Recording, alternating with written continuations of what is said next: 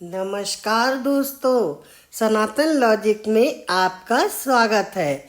आज मैं आपके लिए कार्तिक माह की पीपल पथवारी की कहानी लेकर आई हूँ।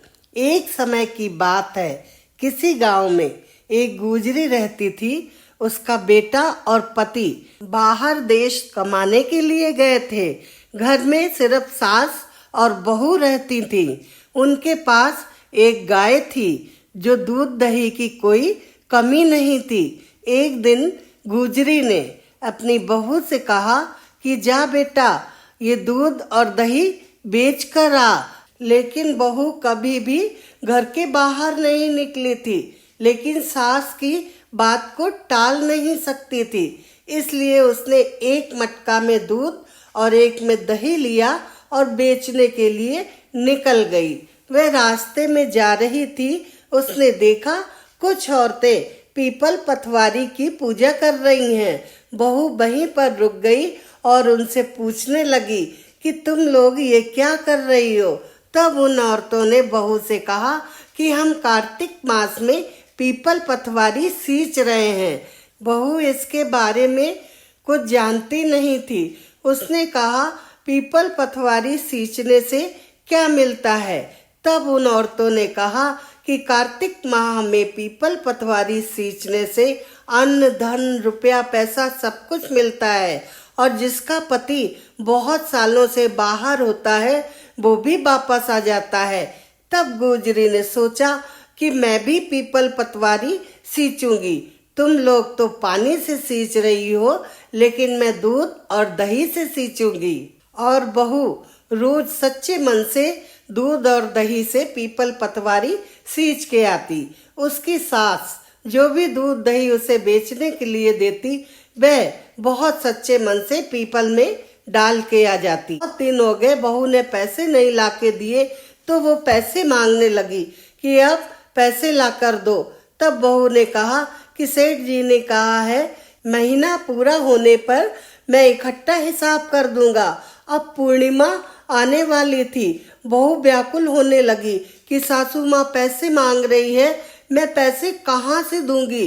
पूर्णिमा के एक दिन पहले बहू उसी चबूतरा पे गई और पीपल के नीचे बैठ के रोने लगी।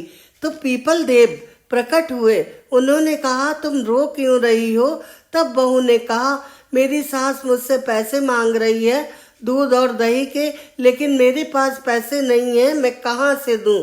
तब पीपल देव ने कहा, मेरे पास पैसे तो है नहीं, तुम मेरी लकड़ियां, पत्ते, ईंटा, पत्थर जो कुछ भी मेरे पास है वो लेके जाओ और इसे गुल्लक में डाल देना। बहू ने ऐसा ही किया।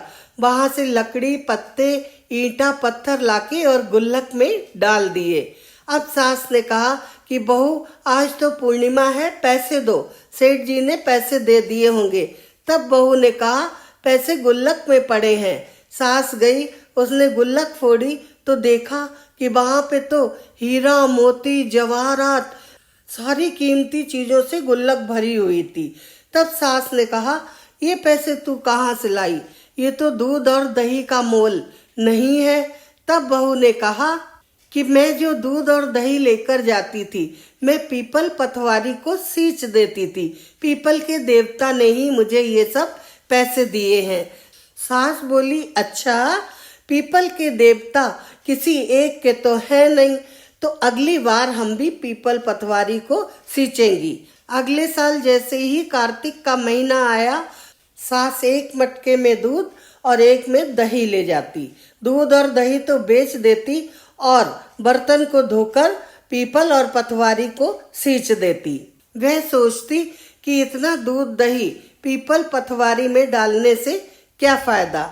ऐसे ही वो बर्तन धो धो कर महीना भर पीपल पथवारी को सींचती रही। महीना पूरा होने वाला था। तब सास ने अपनी बहू से कहा कि तू मेरे से पैसे मांग। सास के बार बार इस तरह कहने से बहू ने सास से पैसे मांगे। तो वो पीपल के पास गई और वहां बैठ के रोने लगी।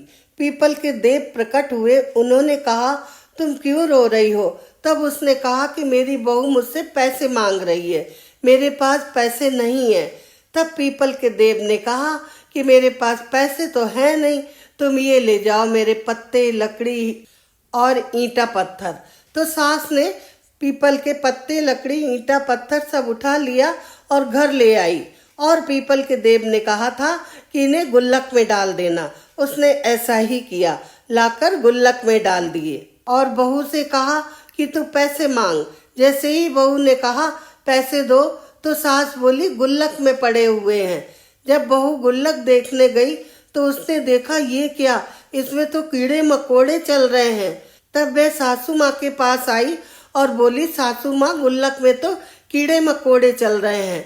तब सास ने कहा, बहू, अगली बार कार्तिक माह में दान, स्नान, पूजा पाठ हम साथ साथ करेंगे। जैसे ही कार्तिक माह आया, सास और बहू ने कार्तिक माह में दान, स्नान, पूजा पाठ साथ साथ किया।